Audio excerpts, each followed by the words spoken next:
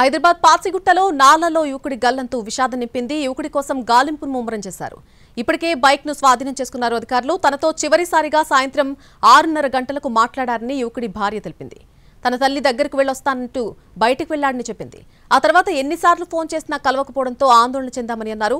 మరొక వైపు గల్లంతైన యువకుడి ఇంటికి ఎమ్మెల్యే ముఠా గోపాల్ చేరుకుని బాధితులను పరామర్శించారు.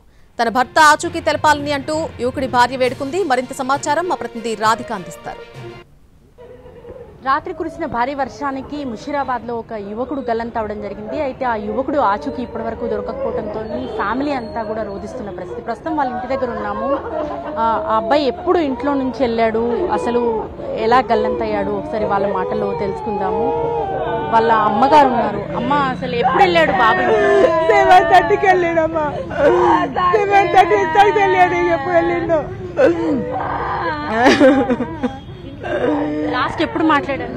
నేను 6 o'clock మాట్లాడా అంతే.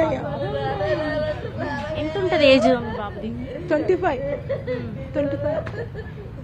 వాళ్ళ భార్య సరే, వాళ్ళ వైఫ్ తో మాట్లాడదాము. ఎప్పుడు మీరు లాస్ట్ ఎప్పుడు మాట్లాడారు? ఈవినింగ్ 6:30కి అట్లా ఇంటికాడనే ఉండే. బయటికి వెళ్ళేసి మమ్మీ దగ్గరికి వెళ్ళొస్తా అని చెప్పి వచ్చిండు. అంతే. కాల్ చేస్తా ఉన్నాయి, రింగ్ అవుతుంది కానీ ఎవరు లేపట్లేరు. అంతే. ఇక ఎప్పుడు తెలిసింది మీకు? ఇప్పుడే తెలిసింది నాకు. చెప్పలేదు.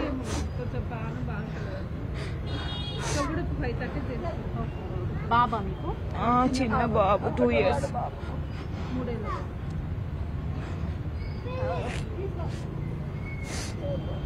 ఏం చేస్తాడు అబ్బాయి? ఇది పెస్ట్ కంట్రోల్లో చేస్తాడు.